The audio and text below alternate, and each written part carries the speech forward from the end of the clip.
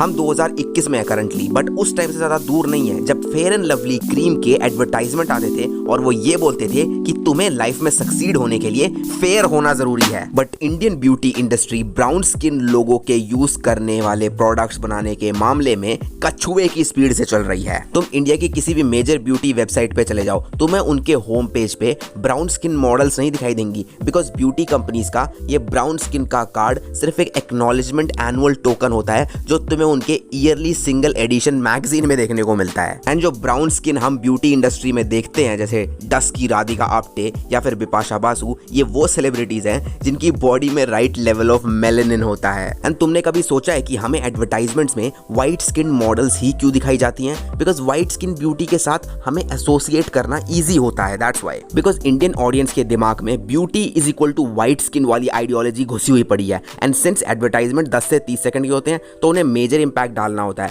इसलिए वो मॉडल्स में ज्यादा चेंजेस नहीं करते। बट इस मिसअप्रोप्रिएशन का हमारे ऊपर सालों से स्टैगरिंग इंपैक्ट पड़ रहा है। आई मीन एड्स में ब्राउन स्किन के नेगेटिव पोर्ट्रेयल का इंपैक्ट सोसाइटी में स्किन टोन को अनएक्सेप्टेबल बना रहा है। बेशक तुम्हारी स्किन टोन दूसरों से सिमिलर हो तब भी। हर ब्यूटी प्रोडक्ट का हर एडवर्टाइजमेंट लोगों को फेयर करने के लिए एम्ड होता है। ये वो एड्स होते हैं जो किसी स्किन कंसर्न को टारगेट नहीं करते, वो सिर्फ फेयरनेस की बकवास को प्रमोट करने में इंटरेस्टेड होते हैं। एंड इस फेयरनेस की कंसर्न की वजह से teenagers, young adults and adults जिनकी एज 50s एंड 60s है, उनके मेंटल हेल्थ पे हमें इंपैक्ट देखने को मिलता है। टीनेजर्स को काफी स्ट्रॉन्ग सेंस ऑफ अंडरस्टैंडिंग होती है। एंड इस चीज का सैड पार्ट पता है क्या है? इसी स्किन कलर की वजह से किड्स को स्कूल में भी टीज किया जाता है। बिकॉज इंडिया में ब्यूटी स्टैंडर्ड्स के बारे में बच्चों को पेरेंट्स एंड उनके ग्रैंड पेरेंट्स इसी तरह बताते हैं कि व्हाइट ज्यादा ब्यूटीफुल होते हैं और ब्राउन मीडियोकर होते हैं। इसीलिए इससे लॉन्ग रन में सेल्फ कॉन्फिडेंस इश्यूज हो सकते हैं, जो अगर ज्यादा डीप रूटेड हो जाए ना तो उससे इंफीरियोरिटी कॉम्प्लेक्स भी हो सकता है, जो उनके पर्सनल एंड इंटरपर्सनल रिलेशनशिप दोनों को ही हिंडर कर सकता है as compare to fair skin people. Because ऐसी कंडीशन में आने के बाद ब्राउन स्किन पर्सन को ज्यादा इमोशनल रेजिलियंस एंड एफर्ट डालना पड़ेगा,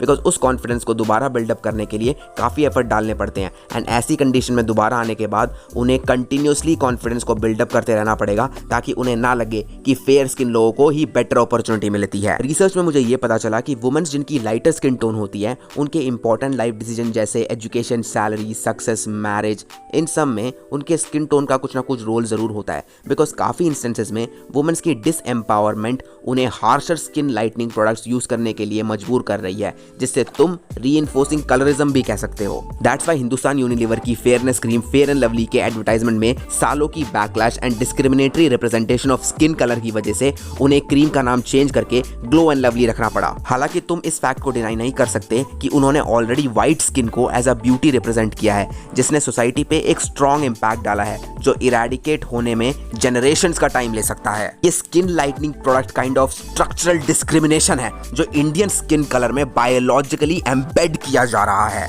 पहले लोकल ब्रांड्स के मेकअप आइटम्स इतने डार्क इनफ नहीं होते थे कि वो इंडियन स्किन कलर को सूट कर सकें, बट इंटरनेशनल ब्रांड्स थे एंड उनमें ब्राउन स्किन टोन वाले पिक्चर्स भी होते थे। एंड ब्यूटी एंथुसियास्ट्स का भी इंडियन स्किन के लिए लैक ऑफ मेकअप प्रोडक्ट्स का सिमिलर थॉट था। दैट्स व्हाई काफी वुमेन्स का ये कहना था कि वो फाउंडेशंस को यूज ही नहीं करती थी, बिकॉज उसे यूज करने के बाद उनकी शक्ल ग्रे कलर की हो जाया करती थी। एंड रिसर्च में मुझे ये भी पता चला कि पहले लैक्मे के व्हाइट एंड पिंक अंडरटोन आया करते थे, जिसे लगाने के बाद शक्ल पूरी व्हाइट वॉश्ड नजर आती थी। और जितनी भी मेरी फीमेल ऑडियंस ये वीडियो देख रही है, अपने पुराने मेकअप आर्टिस्ट से पूछना कि उस टाइम डार्कर स्किन टोन के लिए कोई इंडियन मेकअप प्रोडक्ट आता था। वो स्मैशबॉक्स की कोई dark colour foundation dark faces पे यूज करती होंगी। एंड उस टाइम 1 या 2 इंटरनेशनल कंपनीज ही ब्राउन पीपल को केटर कर रही थी, जिसमें से इंटरनेशनली रिनाउंड सिंगर रिहाना ने अपना खुद का ब्यूटी ब्रांड इंटरनेशनली लॉन्च किया था, फेंटी। वही नेसेसरी चेंज था जो ब्राउन स्किन टोन के लिए रिहाना लेके आई थी। डाइवर्सिटी कोई ट्रेंड नहीं है, वो एक नेसेसिटी है जो इंडियन ब्यूटी ब्रांड्स को समझने और अपने दिमाग में घुसाने की जरूरत है। वैसे अब तुम्हें इंडियन ब्यूटी इंडस्ट्री में काफी कंपनीज देखने को मिल जाएंगी जो डार्कर स्किन टोन्स वाली मॉडल्स को यूज करते हैं, बट उनकी फोटोज को यूज करने से पहले उन्हें फोटोशॉप किया जाता है to the point of perfection. Pores को स्मूथ कर दिया जाता है, स्किन को लाइट कर दिया जाता है। इवन दो इन कंपनीज का ब्राउन लोगों के लिए इंटेंशन होता है, बट उतना फॉलो थ्रू नहीं होता। बट इंटरनेशनल ब्रांड इंडिया से मच बेटर जॉब कर रहे हैं। इंडिया में ब्यूटी इंडस्ट्री काफी आगे बढ़ चुकी है, बट ये फेयर इज बेटर का डीप रूटेड बिलीफ जो है ना, उसे जाने में काफी टाइम लगेगा। बट नेवरदलेस इंटरनेशनल ब्रांड्स का ज्यादा exposure Indian brands and consumer mindset को चेंज कर रहा है। तुम लोगों ने डव सोप का रनिंग कैंपेन सुना होगा, that beauty can mean anything, but brands ने जो ये मिस इंटरप्रिटेशन किया था उसे रिवर्स करने में काफी ज्यादा टाइम लगेगा। एंड चेंज सिर्फ ब्रांड नहीं लेके आ सकते, ब्रांड एंड कंज्यूमर दोनों की ही रिस्पॉन्सिबिलिटी बनती है। बट ब्रांड को रिस्पॉन्सिबिलिटी लेनी होगी कि ब्यूटी को कैसे रिप्रेजेंट करना है। ये काफी इररिस्पॉन्सिबल होता है जब तुम अनरियलिस्टिक मैनर में किसी चीज को मार्केट करते हो, वो भी बिना किसी ट्रांसपेरेंसी एंड ट्रूथफुलनेस के। अगर ब्यूटी इंडस्ट्री में एक कंपनी भी ये बोले कि हम जो बोल रहे हैं, जो हम कर रहे हैं, जो हम क्लेम कर रहे हैं, हम उसकी रिस्पॉन्सिबिलिटी लेंगे,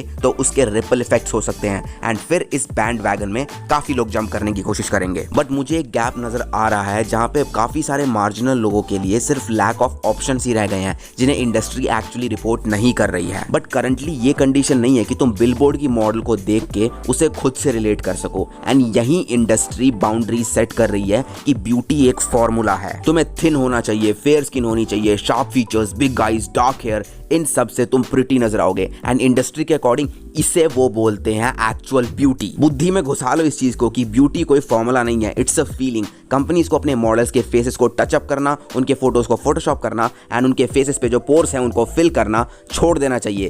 फ्लेवेज सबकी शक्ल पे आते हैं और अगर नहीं आते तो ऐसे अनरियलिस्टिक आइडिया ऑफ ब्यूटी को हम पेंट ही क्यों कर रहे हैं। सो गाइस, अगर तुम्हें वीडियो अच्छी लगी हो तो मुझे कमेंट करके बताना तुम लोग ग्लो अप कल्चर के बारे में क्या सोचते हो। एंड अगर तुमने अभी तक dark side of Indian YouTubers नहीं देखी है तो लेफ्ट वीडियो पे क्लिक करो, और हॉल कल्चर का पार्ट 2 देखना है तो राइट वीडियो पे क्लिक करो।